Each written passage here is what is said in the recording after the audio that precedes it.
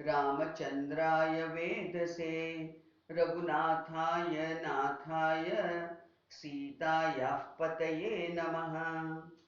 रामं रामानुजं सीतां भरतं भरतानुजं सुग्रीवं वायुसूनुञ्च प्रणमामि पुनः पुनः। वेदवेद्ये परे पुंसि जाते दशरथात्मजे वेदः प्राचेत सादासीत् साक्षाद् रामायणात्मना। श्रीराम शरणं समस्तजगतां रामं विना का गति। रामेण प्रतिहन्यते कलिमलं रामाय कार्यं नमः। रामात्रस्यति कालभीमभुजगो रामस्य सर्वं वशे। रामे भक्तिरखण्डिता भवतु मे रामत्वमेवाश्रयः रामत्वमेवाश्रयः।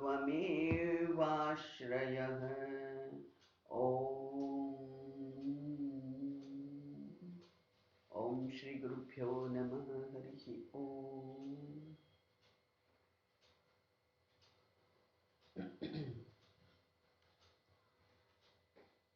રામજીએ લક્ષ્મણને સુંદર ઉપદેશ આપ્યો અને એ ઉપદેશ શું છે કે આ જગત તો મિથ્યા છે અને એ મિથ્યા જગતમાં કોઈ પણ પ્રસંગ માટે આપણને કોઈ પણ રિએક્શન ઊભું થાય એ કોઈ રીતે સ્થાને નથી, કારણ કે જગત મિથ્યા છે અને મિથ્યા જગતના વર્તનથી ઉદ્ભવતી આપણી લાગણીઓ પણ મિથ્યા છે। જો એને સત્ય માનીએ તો જ એની સામે આપણને કોઈ આક્રોશ થાય, દુઃખ થાય અથવા આનંદ થાય।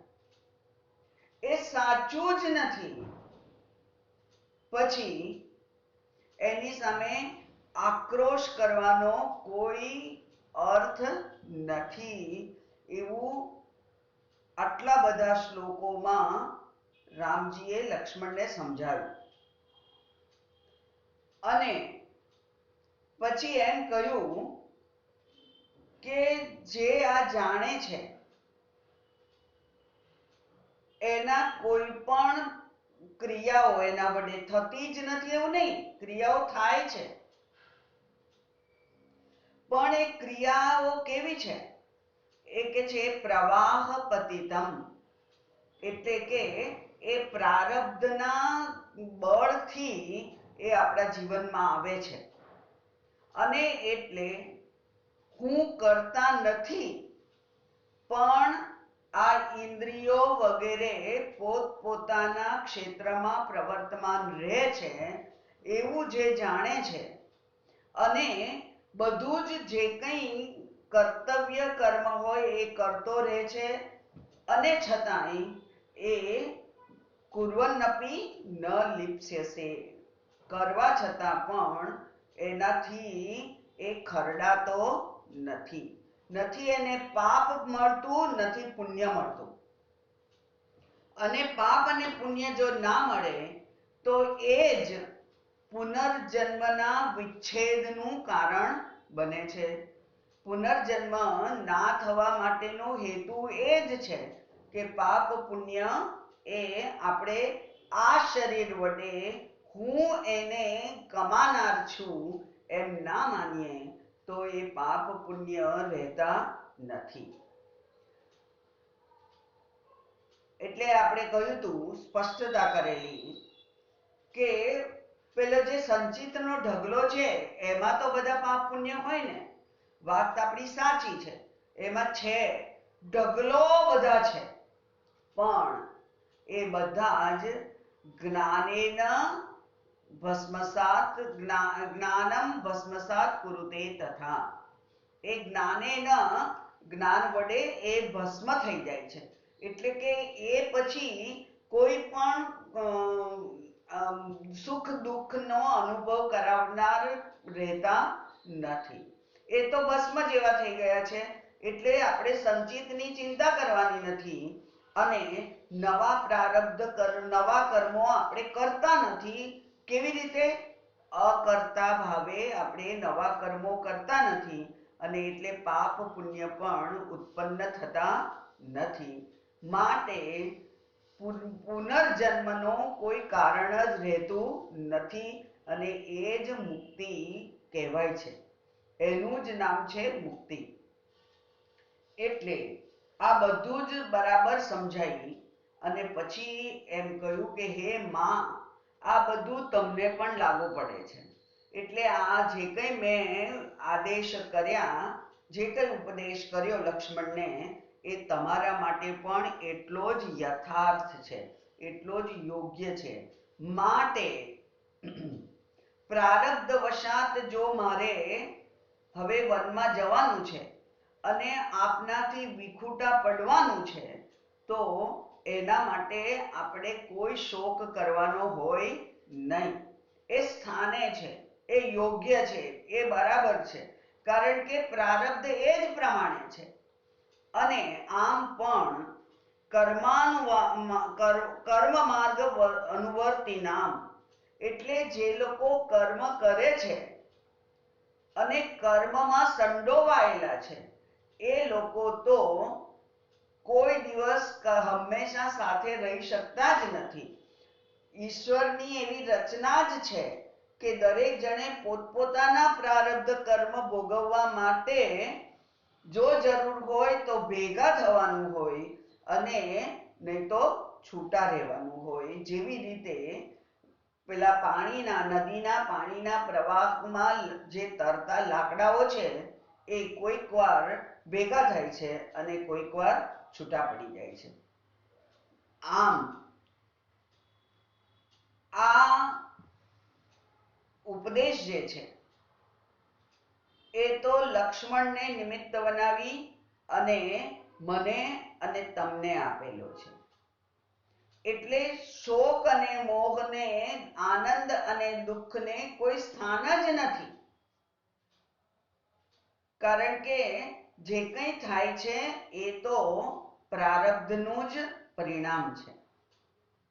આમ સમજીએ એટલે બીજો બહુ વ્યાવહારિક ઉપદેશ આપે છે અને એ છે એવો કે 14 વર્ષ તો આમ ફટાક પસાર થઈ જશે અને આપણે પાછા મળવાના છીએ. 14 વર્ષ પછી આપણે પાછા મળવાના છીએ. એટલે જો કોઈક સુખની ક્ષણની આપણે જો કલ્પના કરીએ તો દુઃખ હળવું થઈ જાય છે અને એટલે પણ શોક કરવા યોગ્ય નથી. માતા પણ સમજી ગયા અને એટલે માતાનો પણ હવે શોક રહ્યો નહીં. એટલા માટે કે છે કે હે માં, તું મને અનુમતિ આપ. કેટલું સુંદર શિક્ષા છે આપણને કે એ એમ નથી કહેતા કે જો આ બધું મેં કહી દીધું ને સત્ય તો સત્ય જ રહે છે, એટલે તમે હા કહો કે ના કહો, હું તો જવાનો છું, એવું નથી કહેતા. એ કે છે એ માં, આ બધું સત્ય જાણી અને હવે તમે સમજ્યા જ હશો અને માટે મને અનુમતિ આપો. તમારી અનુમતિથી જો હું વનમાં જઈશ તો હું 14 વર્ષ સુખેથી કાઢી શકીશ. નહીં તો મનમાં એક કાંટો રહેશે કે મારી માની આજ્ઞાનો ઉલ્લંઘન કરીને હું આવ્યો છું. એટલે એવું મારા માટે પણ ના બને, એટલા માટે પણ તમે મને અનુમતિ આપો. અને માં પણ બહુ સમજુ છે, એમણે એમને અનુમતિ આપી, પોતાના ખોળામાં બેસાડી અને બહુ વ્હાલ કરી અને કહ્યું કે હવે તમે જાઓ. એટલે કે જવાની અનુમતિ આપી.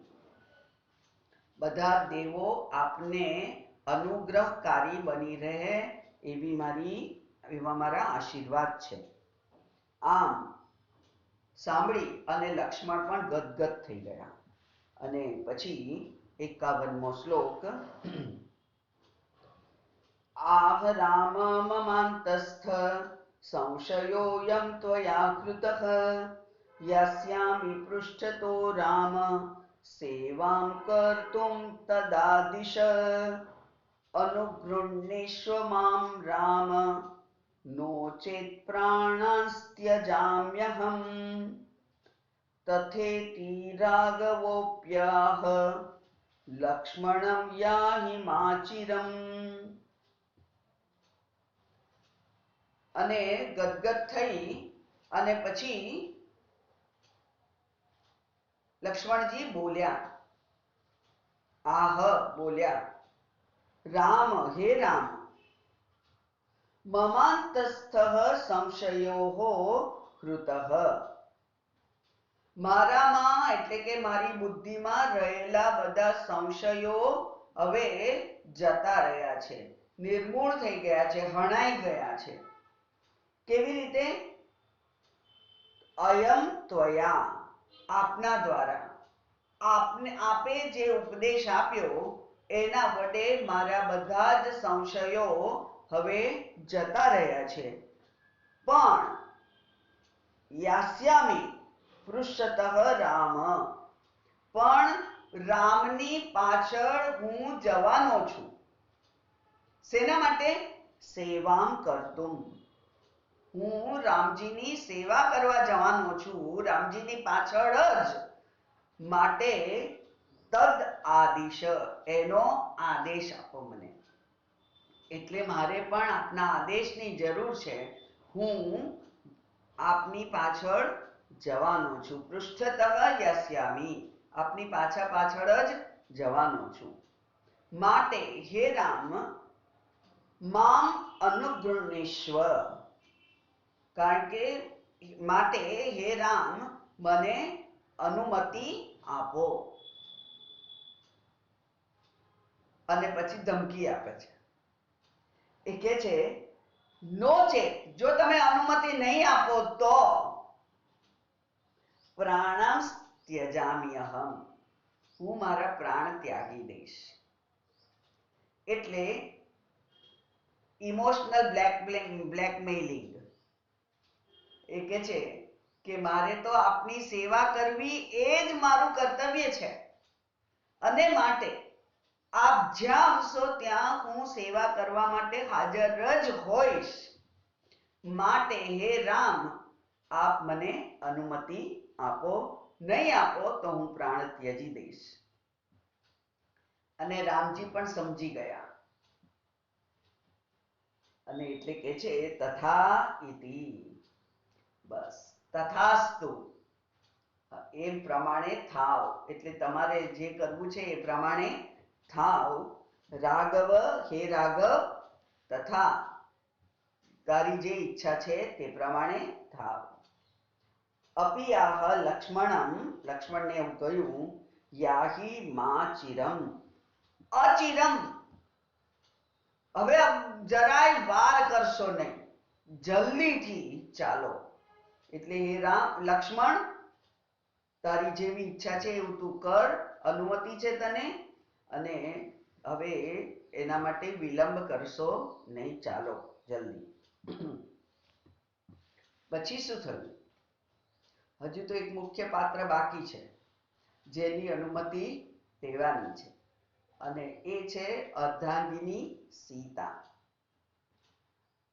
પ્રતસ્થેતામ સમાધાતુમ ગત સીતાપતિર્વિભુઃ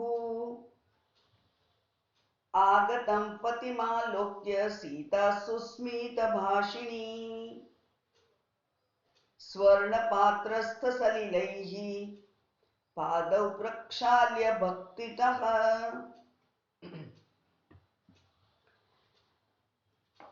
સીતાપતિ, સીતાપતિ રામ, અને રામ કોણ છે? વિભુહુ, ભગવાન છે. રામ એ ભગવાન છે. એટલે ભગવાન રામ તામ સમાધાતુમ, એનું સમાધાન કરવા માટે, એના મનને સમજાવવા માટે પ્રતસ્થે ગતઃ મહેલમાં ગયા, પોતાના મહેલમાં ગયા. અને સીતા આગતમ પતિમાલોક્ય, પતિને આવતા જોયા. અને સુસ્મિત ભાષિણી, અને સીતા કેવી છે? સ્મિત સહિત બોલવા વાળી, એવી જે પ્રિયવાદિની છે, એ પ્રિયવાદિની સીતા સ્વર્ણ પાત્રસ્થ સલિલૈહિ, સુવર્ણ પાત્રમાં પાણી લઈ, જળ લઈ અને પાદવ પ્રક્ષાલ્ય ભક્તિતઃ, ભક્તિ વડે, ભક્તિપૂર્વક એમના પાદનું પ્રક્ષાલન કર્યું. અને પછી કહ્યું, શું કહ્યું? પપ્રચ્છ પતિમાલોક્ય દેવકીમ સેનયા વિના આગતોસી ગતઃ કુત્ર શ્વેત છત્રમ તચેત કુતઃ વાદિત્રાણી ન વાદ્યન્તે કિરીટાદિ વિવર્જિતઃ સામંતરાજ સહિતઃ સંભ્રાન્નાગતોસી કિમ, સંભ્રમાન્નાગતોસી કિમ.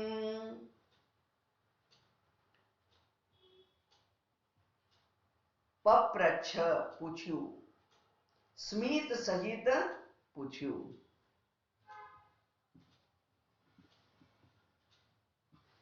હે દેવ, સંબોધન કરે છે, હે દેવ.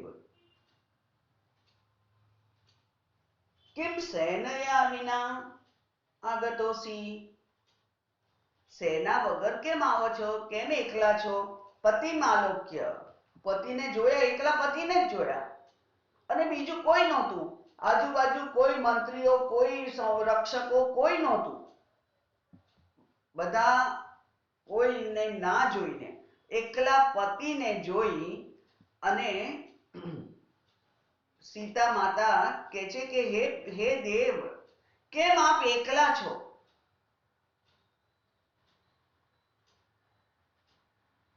કુત્ર ગતઃ, ક્યાં ગયેલા? એટલે અત્યારે ક્યાંથી આવી રહેલા છો? સવારે સવારમાં જતા ક્યાં રહેલા? ક્યાંથી આવી રહ્યા છો? અને શ્વેત છત્રમ તે કુતઃ, આપનું જે સફેદ છત્ર હોય, છત્રી હોય માથે, એ ક્યાં છે?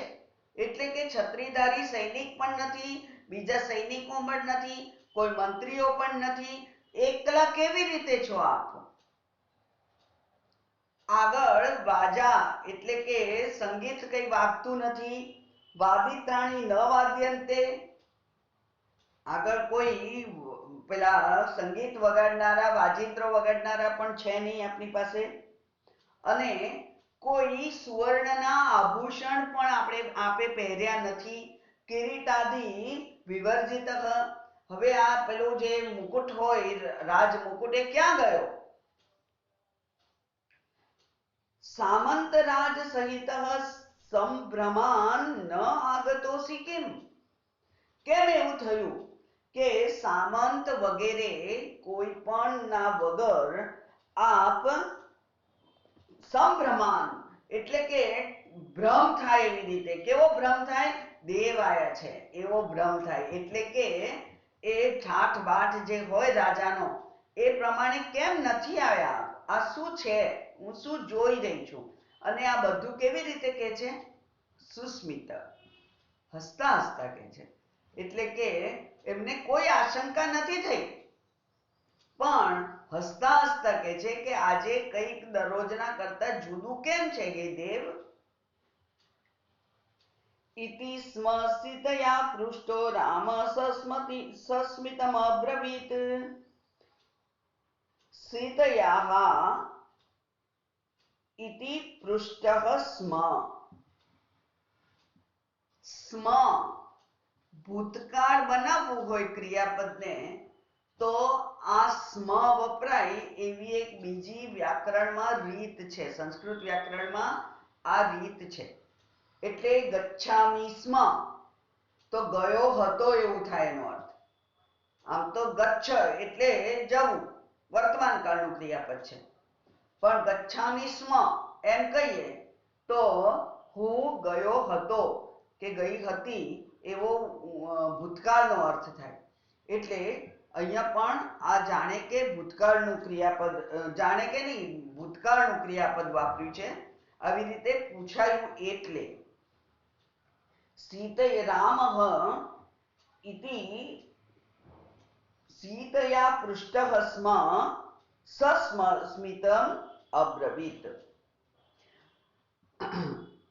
સસ્મિત અબ્રવીત એટલે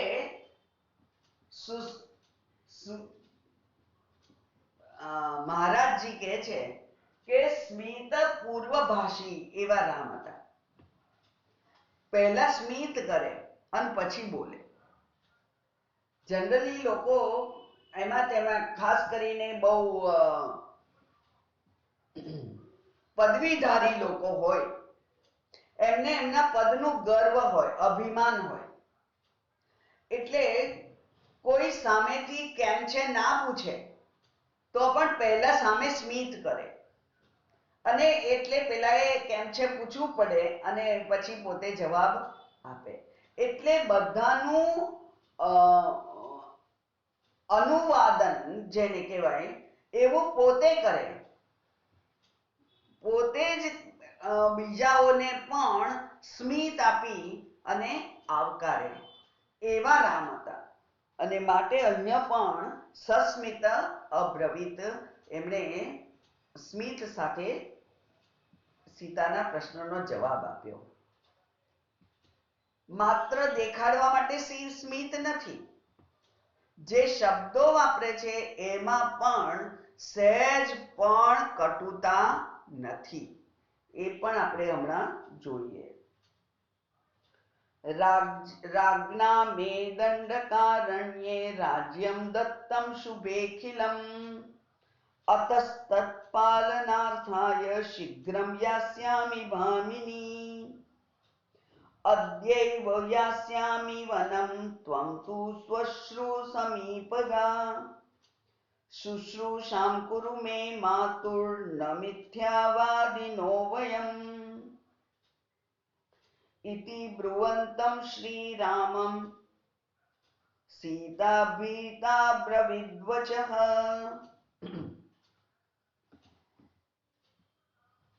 એમણે સ્મિત સાથે કહ્યું કે રાજ્ઞા, રાજા દ્વારા મને દંડકારણ્યે રાજ્યમ દત્તમ, મને દંડકારણ્યનું રાજ્ય આપ્યું છે.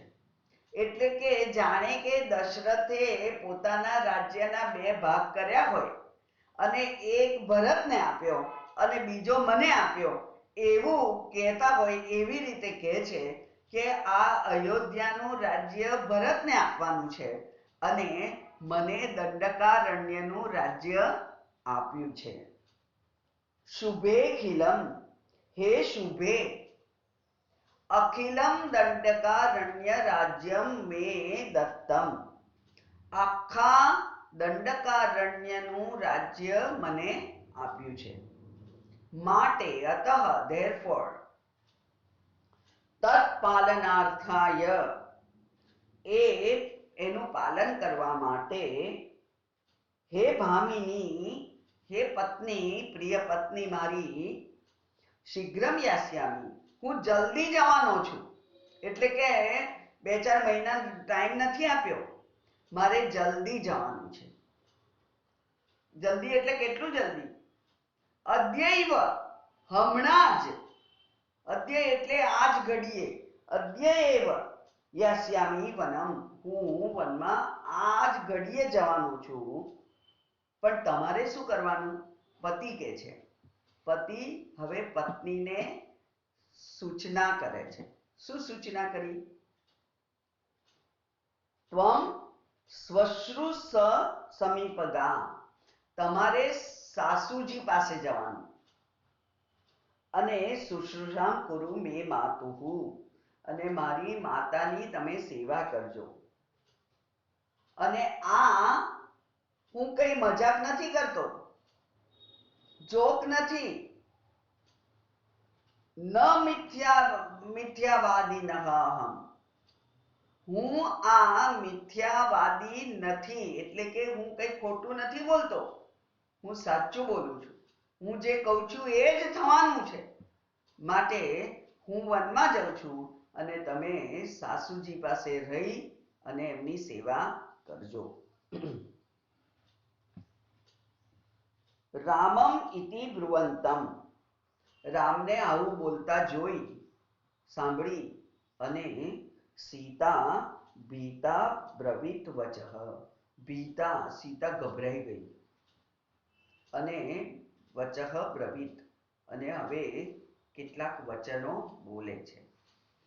સીતાનું જે દ્રઢ ચારિત્ર્ય છે, વ્યક્તિત્વ છે, એ અહીંયા ખુલ્લું થવાનું છે. આપણે જોવાના છીએ કે એક સ્ત્રી એ માત્ર આજ્ઞાકારી હોય એટલું જ જરૂરી નથી, એને પણ એના પોતાના મત હોય અને મતને રજૂ કરવા માટેની સ્વસ્થતા પણ એની પાસે છે, એની પાસે એના કારણ પણ છે. એટલે એક વાર તો એ ગભરાઈ ગઈ, પણ હવે કેટલાક વચન બોલે છે. બહુ દ્રઢ વચન છે સીતાના. કિમર્થમ વન રાજ્યમ તે પિત્રા દત્તમ મહાત્મના, મહાત્મા એવા તે પિત્રા, આપના પિતાજીએ આપને વનનું રાજ્ય કેમ આપ્યું છે?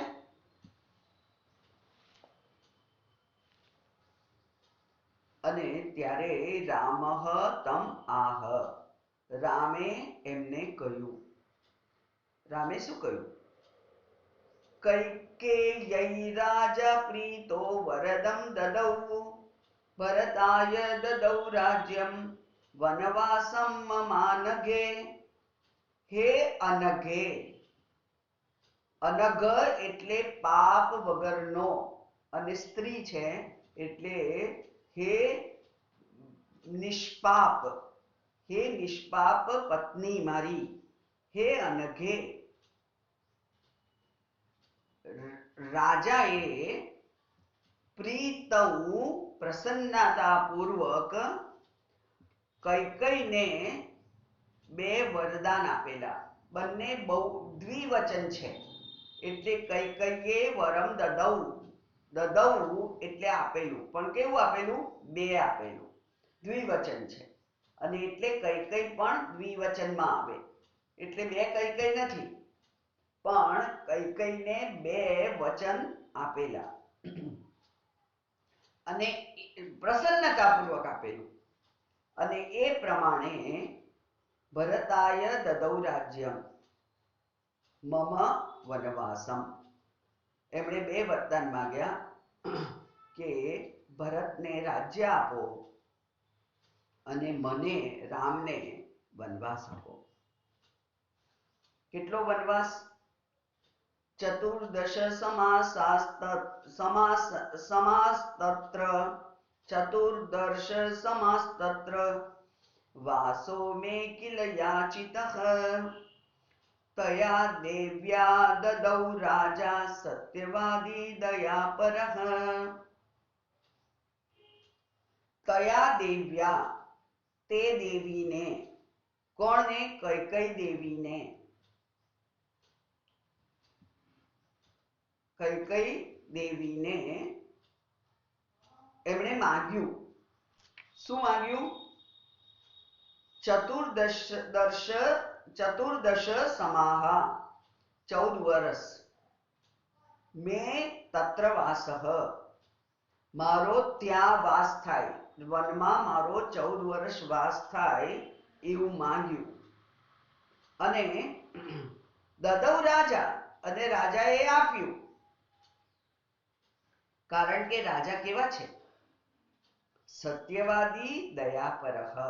દશરથ રાજા સત્યવાદી છે અને દશરથ રાજા દયાપર પણ છે, દયાવાન પણ છે. તો દયાવાન છે તો રાજા રામને રાજ્ય રામને વનવાસ આપ્યો ના. દયાવાન રાજાએ કૈકેયીને 2 વરદાન આપેલા જ્યારે કૈકેયીએ એમનો જીવ બચાવેલો ત્યારે. એ દયાવાન રાજાએ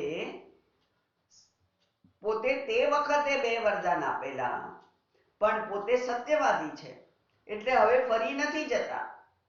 એટલે એ 2 વરદાન એમણે જ્યારે માંગ્યા કૈકેયીએ ત્યારે રાજાએ વિવશ થઈને પણ એ સ્વીકારવા પડ્યા, કારણ કે રાજા સત્યવાદી છે. માટે અત શીઘ્રમ ગમિષ્યામિ મા વિઘ્નમ કુરુ ભામિની. માટે હે ભામિની, હે પ્રિય પત્ની, શીઘ્રમ ગમિષ્યામિ, હું જલ્દી જઉં છું, જલ્દી જવાનો છું. ભવિષ્યકાળ છે, હું જલ્દી જવાનો છું. અને આપને વિનંતી મા વિઘ્નમ કુરુ, અને આપ એમાં વિઘ્ન કરશો નહીં. કારણ કે પત્ની જો રડે તો એને સમજાવવા માટે પણ કલાક રોકાવું પડે. તો એવું ના થાય એવું કરજો હે ભામિની, હે પ્રિય પત્ની, વિઘ્નમ મા કુરુ. શ્રુત્વા તદ્રામ વચનમ જાનકી પ્રીતિ સંયુતા અહમ અગ્રે ગમિષ્યામિ વનમ પશ્ચાત ત્વમેષ્યસી ઇત્યાહ મામ વિના ગંતુમ તવ રાઘવ નોચિતમ.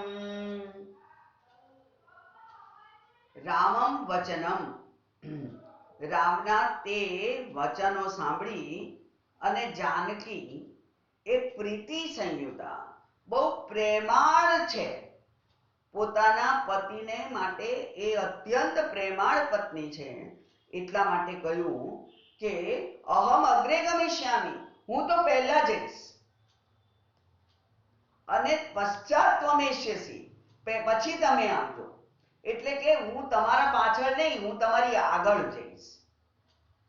જ્યાં જ્યાં પણ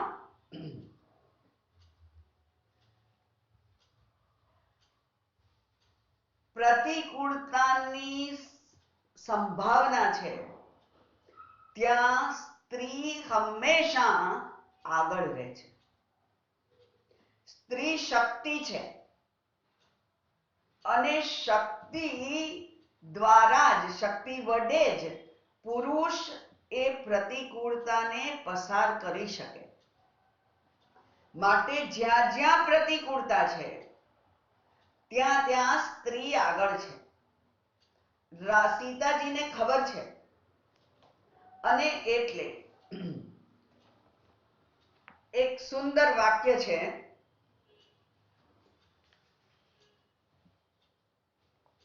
મહા પંડિત છે, વિદ્વાન છે, એ કહે છે કે સીતા રૂપ બુદ્ધિ વગર જંગલમાં જો નિવૃત્તિનો માર્ગ લેવાનો હોય તો એ શક્ય નથી. નિવૃત્તિ માર્ગ સીતા રૂપી શુદ્ધ બુદ્ધિ વગર શક્ય નથી. એટલે સીતાને તો લઈ જ જવી પડે, કારણ કે સીતા કોણ છે? આપણે પહેલા જોયું હતું, સીતા છે શુદ્ધ બુદ્ધિ. એ શુદ્ધ બુદ્ધિ, શુદ્ધ બુદ્ધિ એટલે રાગ દ્વેષ વગરની બુદ્ધિ. કારણ કે જો માતા માટે રાગ હોય, પિતા માટે રાગ હોય, રાજ્ય માટે રાગ હોય, આકર્ષણ હોય, તો વનમાં એમની સ્થિતિ કદી સારી હોય જ નહીં. આપણે પણ, એટલે કે આ સંન્યાસી માટે નિવૃત્તિ માર્ગ જો એ પસંદ કરે તો એને રાગ દ્વેષના જે વિનાશ છે, લાગણીઓની જે વિનાશ છે, એને સૂકવી નાખી અને પછી જ જવાય. એટલે બુદ્ધિમાના જે વિનાશ છે, લાગણીઓની જે વિનાશ છે, એને સૂકવી નાખવાની છે. અને એટલા માટે પેલા મુંડકોપનિષદમાં પેલા શિષ્યએ કહેલું કે હે ગુરુજી, હું આપની પાસે વિદ્યા લેવા આવ્યો છું. કેવી રીતે? સમિત પાણી. હાથમાં સમિધા લઈને, અને સમિધા એટલે ભીનાશ વગરના, ભેજ વગરના કોરા લાકડા કે જે અગ્નિમાં દેવતાને સમર્પિત કરીએ એટલે તરત જ ભડ ભડ અગ્નિ પ્રગટ થાય. ભેજ હોય તો ધુમાડો થાય. ધુમાડામાં કોઈ વસ્તુ સ્પષ્ટ દેખાય નહીં. જ્યારે અગ્નિનો જે ભડભડ પ્રાગટ્ય થાય એનાથી તો આજુબાજુ બધે તેજ પ્રગટ થાય, તેજ ફેલાય, અને એ તેજમાં આ જે આત્મતત્વ છે એ આત્મતત્વનું દર્શન તરત જ થઈ જાય. એટલે સીતા રૂપી જે બુદ્ધિ છે, કેવી બુદ્ધિ? શુદ્ધ બુદ્ધિ. એટલે કે રાગ દ્વેષના કોઈ ભેજ વગરની બુદ્ધિ. એ બુદ્ધિ લઈ અને જો નિવૃત્તિ માર્ગ પસંદ થાય તો પછી ત્યાં સફળતા જ હોય, એમાં કોઈ બેમત નથી. માટે અહીંયા પણ સીતાજી કહે છે કે પહેલા હું જઉં અને પછી તમારે આવવાનું છે. એક તો શક્તિ છે સીતા, અને બીજું છે શુદ્ધ બુદ્ધિ છે. તો મારા વગર નહીં, હું પહેલા જઈશ, પછી તમારે આવવાનું. અને ઇતિ આહ, અને ત્યાર પછી એમ પણ કહ્યું કે હે રાઘવ, મામ વિના ગંતુમ તવ ન ઉચિતમ. મારા વિના જવું એ તમારા માટે ઉચિત નથી, કારણ કે હું અર્ધાંગિની છું અને આપના સુખ દુઃખમાં સાથ આપવાની મેં પ્રતિજ્ઞા કરેલી છે. માટે મને લઈ જવાનું પણ, મને લીધા વગર જવાનું તમારા માટે ઉચિત નથી.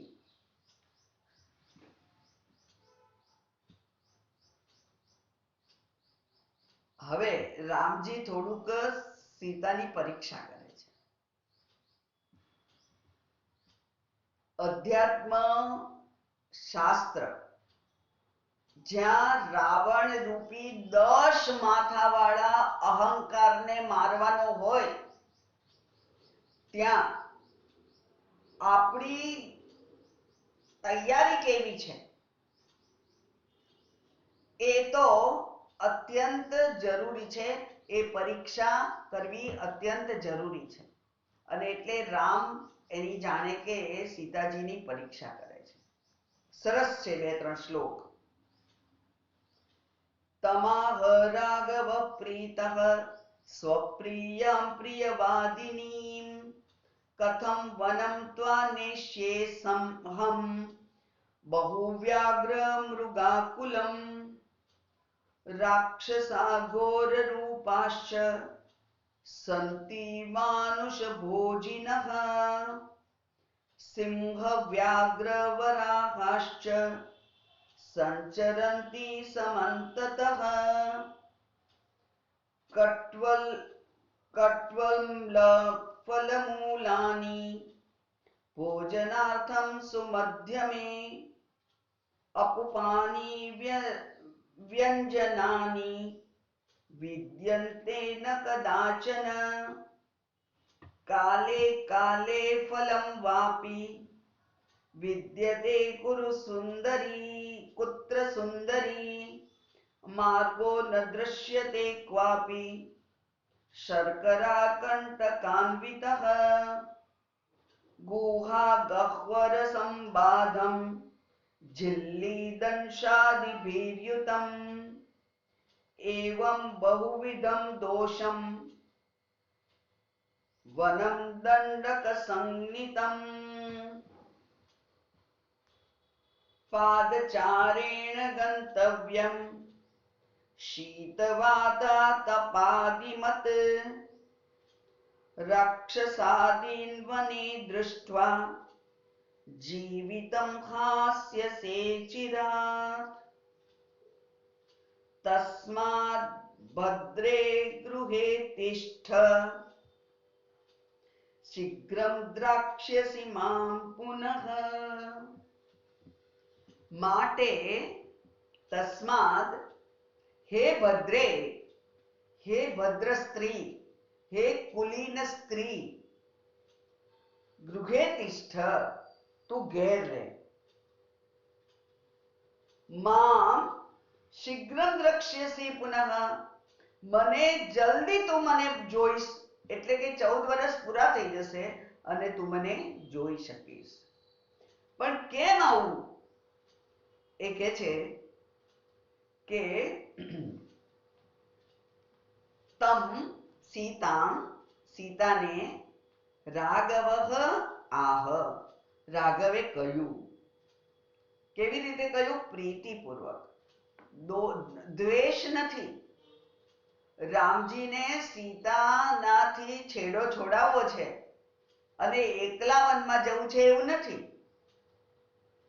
વનમાં જવાનું છે એ નક્કી છે, પણ વનની પરિસ્થિતિ કેવી છે એનું ખૂબ સુંદર વર્ણન કરે છે રામ. કે છે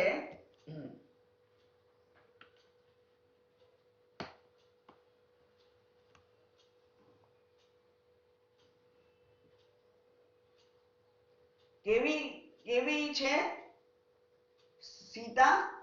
સ્વપ્રિયામ, પોતાની પ્રિય પત્નીને, પ્રિયવાદિની, અને જે પ્રિયવદની છે, જે પ્રિય વચનો બોલનારી છે, એવી પોતાની પ્રિય પત્નીને હવે રાઘવ કહે છે કે અહમ ત્વામ વનમ કથમ ન એષ્યે, હું તને વનમાં કેમ નથી લઈ જતો, એના હવે કારણો તું સાંભળ.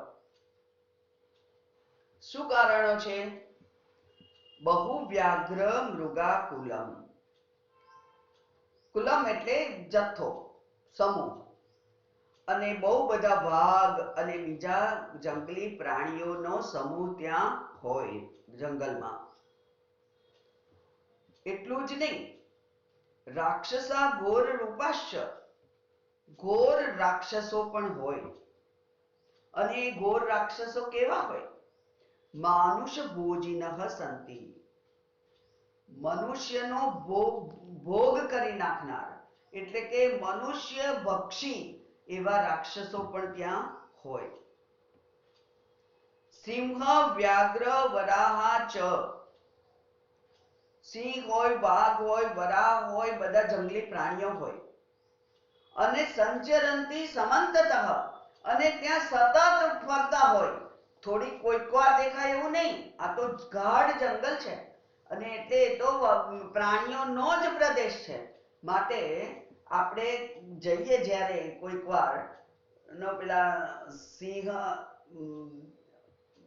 એમાં ગયા હોઈએ ગીરમાં, કોઈક વાર એવું થાય કે આપણે આખો દિવસ પસાર કરીને આવીએ અને માંડ એકાદ વાઘના કંઈક દૂરથી દર્શન થાય, બાકી તો વાઘ જોવાય ના મળે. અને બીજા પ્રાણીઓની તો વાત જ નહીં. આ તો એવું નથી, અભયારણ્ય નથી, આ તો દંડકારણ્ય છે, જે ગીચ ગાઢ જંગલ છે અને એ પ્રાણીઓનો જ પ્રદેશ છે. અને તેમાં આવા બધા પ્રાણીઓ હોય, હંમેશા ફરતા હોય. પછી ખાવાનું શું મળશે? એ કે છે કટુ અમ્લ ફલ મૂલાની ભોજનાર્થમ સુન મધ્યમે. એ કે છે કે ત્યાં કડવા ખાટા એવા ફળ મૂળ એ જ મળે ખાવા માટે. સુમધ્યમે એટલે સુંદર આકૃતિ વાળી સ્ત્રી, જેનો મધ્ય પ્રદેશ સુડોળ છે. આપણે બધા બેસી બેસી અને મધ્ય પ્રદેશ માટલી જેવો થઈ ગયો હોય એવી નથી. એ કે છે સુમધ્ય, એટલે જે સુંદર સુડોળ આકૃતિ વાળી જે સ્ત્રી છે એને કે છે કે ખાટા કડવા એવા ફળ મૂળ મળે ત્યાં તો ખાવાના, અને અપૂપાની વ્યંજનાની ન વિદ્યંતે કદાચન, ક્યારેય પણ મીઠાઈ ને એવું બધું તો ખાવા નહીં મળે. અપૂપ, અપૂપ એટલે પેલા ચોખાની બનાવેલા ગરમ ગળ્યા પૂડા જેવું સરસ હોય, અમે ખાધેલા. તો એવા અપૂપ મળે એવું નહીં. અને કોઈ વાર તો કાલે કાલે ફલમ વાપી ન વિદ્યતે,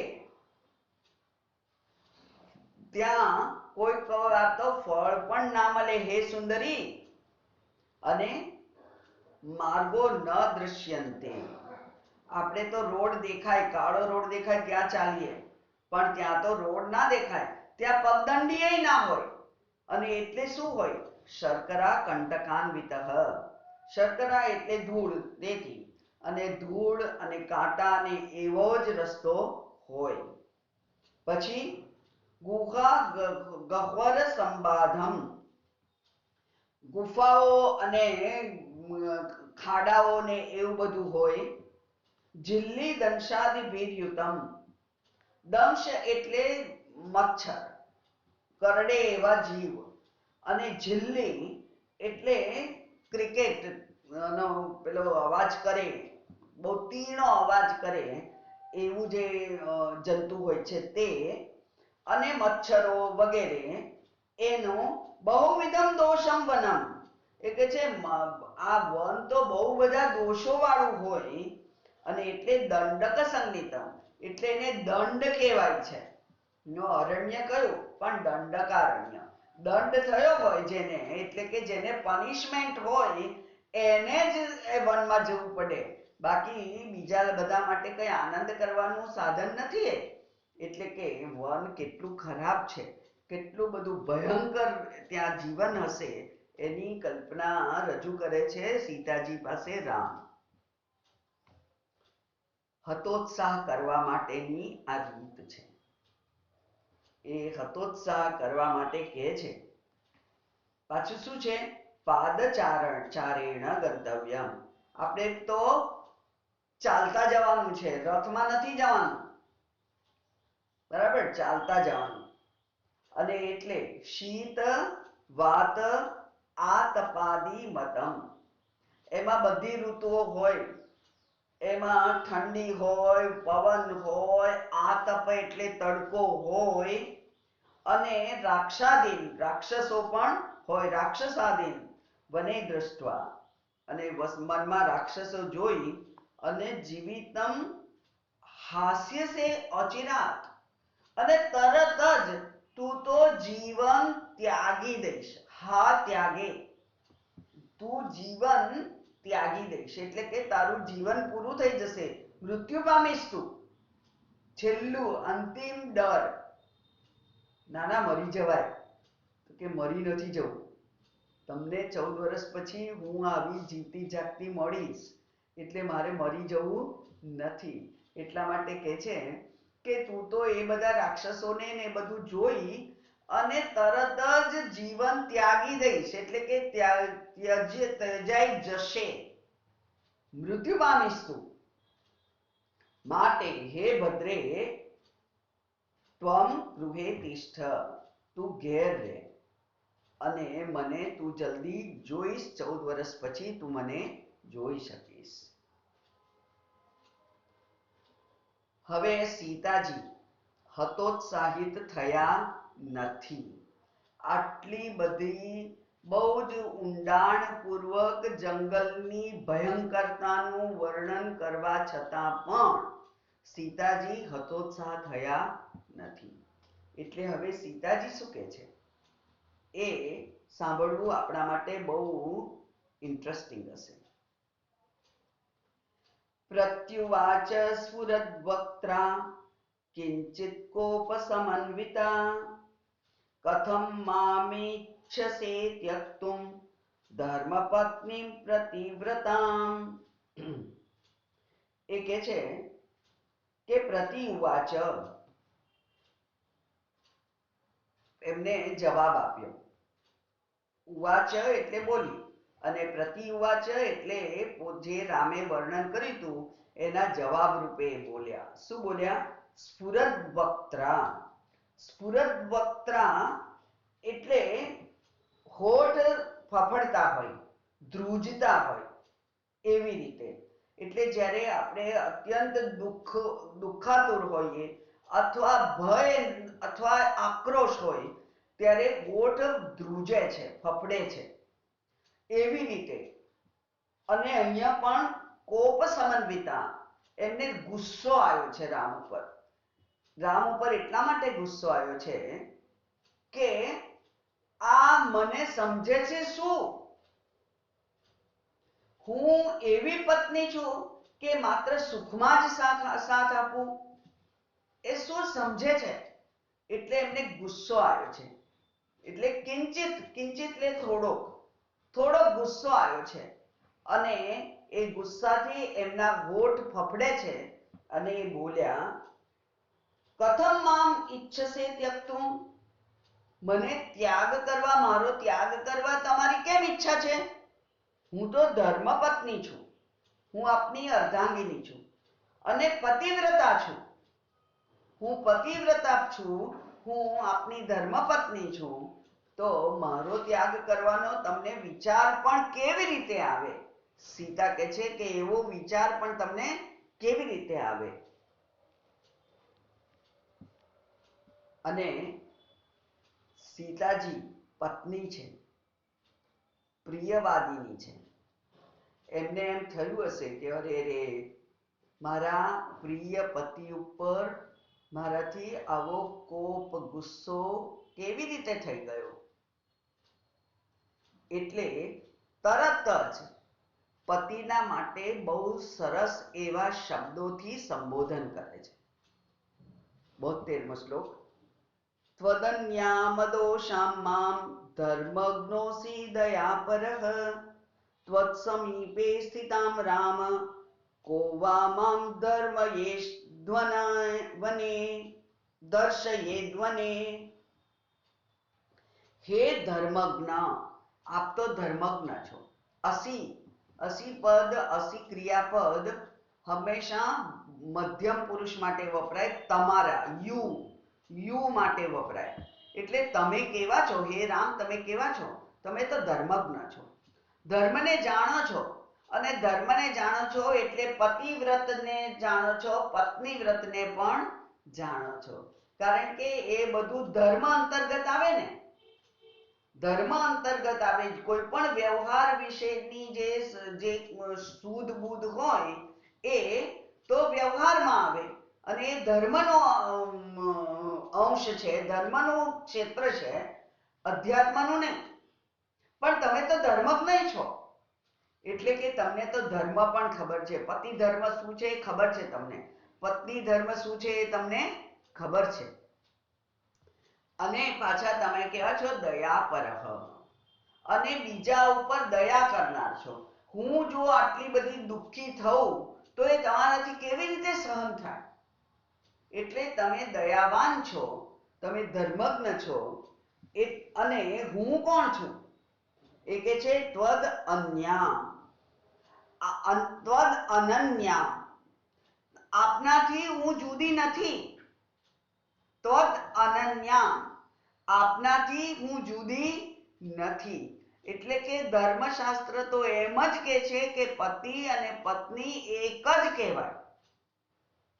અધ્યાત્મ શાસ્ત્ર કહે છે કે